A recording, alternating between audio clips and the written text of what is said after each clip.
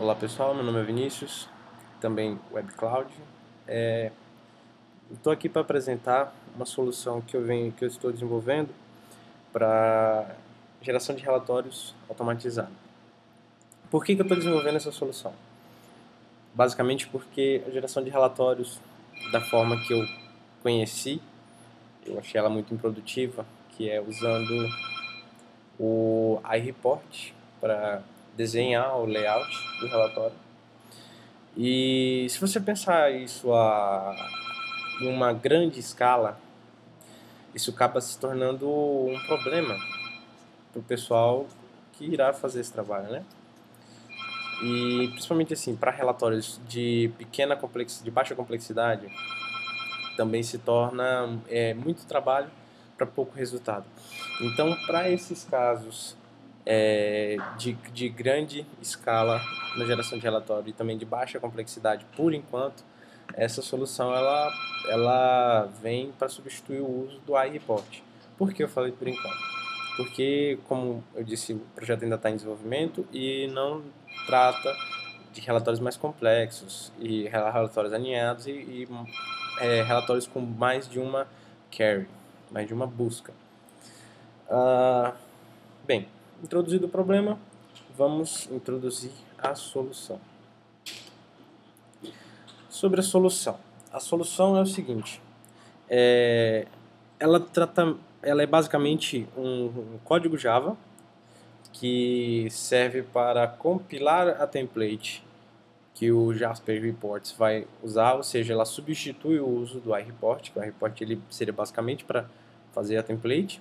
Ele vai gerar em código Java uma template para o Jasper, para ele poder alimentar ela com os dados da consulta e gerar o relatório. Mas também ela serve para mascarar a complexidade, ela serve como uma camada de abstração para essa parte de geração de relatório também. Ela não só gera a template, ela gera a template e já gera o relatório também baseado no resultado da consulta que você disponibiliza para ela. Então, ela já, além de gerar, ela já serve como uma camada de abstração.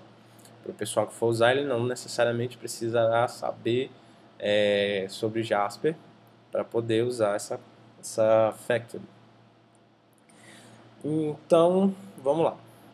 Para poder usar a factory, tem um passo inicial, que é muito importante, que é a parte de anotação da classe de domínio. Você vai anotar todos os atributos dessa classe de domínio. Então eu vou ter aqui, você perceba que a coluna, o atributo ID não está mapeado. E eu vou ter aqui, em cada um desses outros atributos, a gente tem um mapeamento para ele. O que consta nessa minha anotação? Ela tem a propriedade que esse atributo representa na base de dados, o título para ele, que ele vai receber para poder exibir no relatório, e a classe que ele representa, né, a classe de trabalho.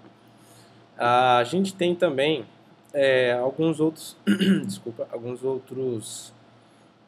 outras possibilidades de configuração, que é o Grouping Criteria, que eu coloquei aqui, que é caso você queira que um relatório que os resultados desse relatório sejam agrupados por algum atributo. Nesse caso, o relatório padrão dessa classe aqui vai ser agrupada pelo atributo estado.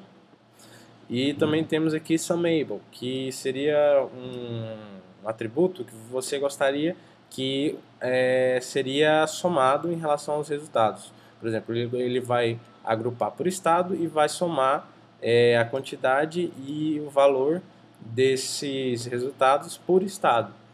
Então, é basicamente isso. Simples, direto. Uma vez anotado, você basicamente só tem que instanciar a nossa factory com a classe de trabalho, que ela vai usar, no caso product, que é a nossa classe de domínio aqui. E você vai colocar o título do relatório, o subtítulo, e aqui esse Grand Total Title seria, no caso, o título ou label que você colocaria para a área que receberá as somatórias, caso você indique que queira ter uma somatória.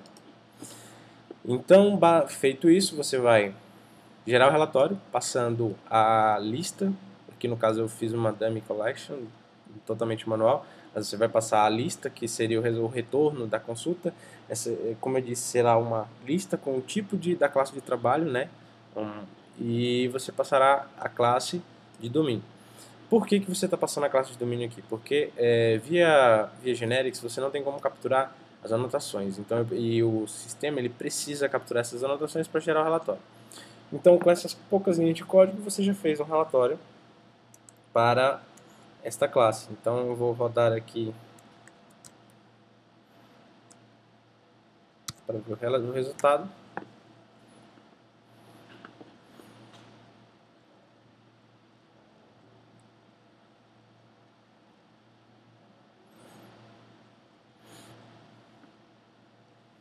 Pronto, o nosso relatório está gerado, já tenho ele aberto aqui. E esse é o nosso relatório de testes. Então, assim, como eu falei, a gente tem a somatória, aqui, os totais, aqui no rodapé. E a gente tem agrupado os resultados pelo estado. E as colunas que a gente mapeou, que é a linha do produto, product line, item, lugar, quantidade e valor. Um relatório simples de uma consulta. Vou minimizar para não precisar abrir de novo, porque a gente vai voltar nesse arquivo mais vezes. Bem, a gente tem alguns casos que eles podem, digamos assim, passar do uso básico do framework. Então, o que a gente pode fazer em casos que simplesmente a anotação não cabe? Por exemplo, você precisa gerar mais de um relatório para a mesma classe de domínio, e esses relatórios, obviamente, não são parecidos. Então, você vai ter a possibilidade de passar, por exemplo, você quer um relatório que tenha campos que não estão presentes na anotação do relatório padrão, porque essa anotação seria uma sugestão para um relatório padrão. Então, você quer adicionar alguns campos. Para adicionar alguns campos, você apenas precisa passar uma lista de string, né, do tipo string, com os campos que você deseja adicionar. Detalhe, esses campos têm que estar já mapeados, né? Você, por exemplo, quer, no caso, que ele mostre campos que não precisam ser mostrados. Por exemplo, um outro relatório, você quer somente 3 campos e ele tem 5 campos mapeados. Então, você vai passar os campos que você quer mostrar. A parte dos campos não presentes é daqui a pouquinho. Já a gente pula para ela. Então, aqui são campos que já estão mapeados, repetindo, na classe de domínio, para o relatório gerar baseado neles. A gente tem aqui 3 campos, a gente tem mapeado 1, 2, 3, são 5 campos, 6 campos mapeados. Então, a gente está cortando pela metade o número de campos. Então, você passa essa lista de string para, juntamente do nosso resultado da busca e a classe de trabalho.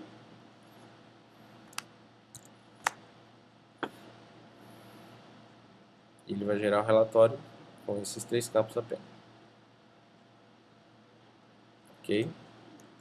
E aqui estamos. O relatório com os 3 campos, que é o estado, que é o termo de agrupamento, ele não aparece no cabeçalho, a linha de produto e a quantidade. Os totais também estão sendo computados. Muito bem. Agora seria um segundo caso, que seria você passar uma customização de configuração. Por exemplo, num relatório à parte, você gostaria que determinados atributos se comportassem de forma diferente da qual você passou numa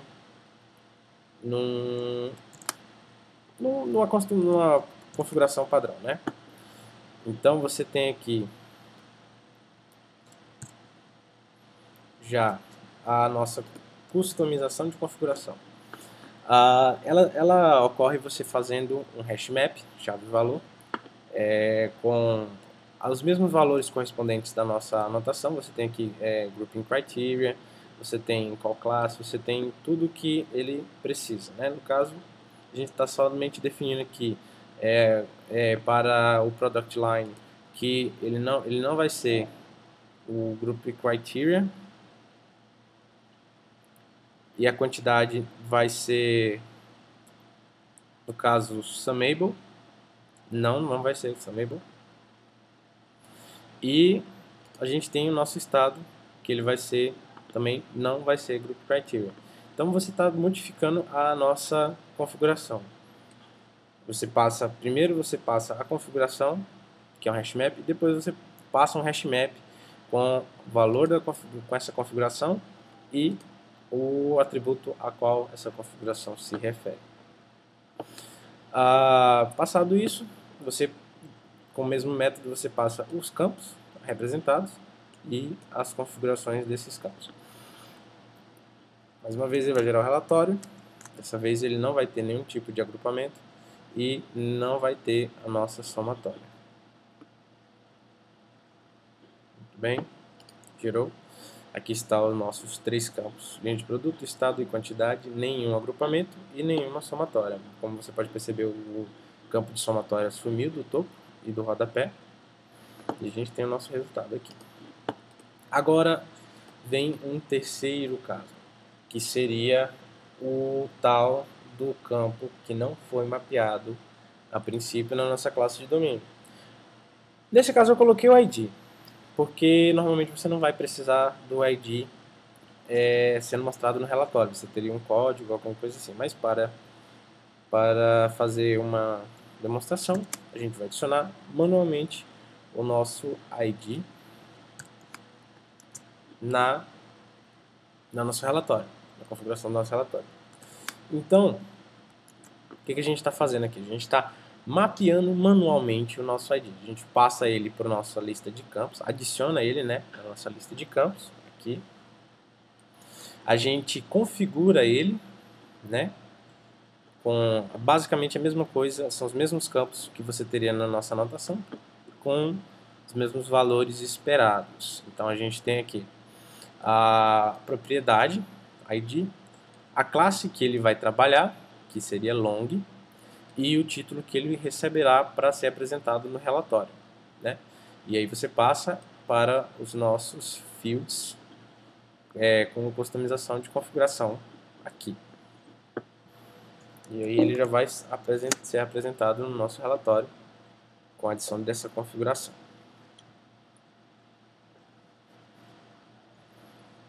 Pois bem, terminando, aqui estamos com o nosso ID. Então, não é nada complicado de usar,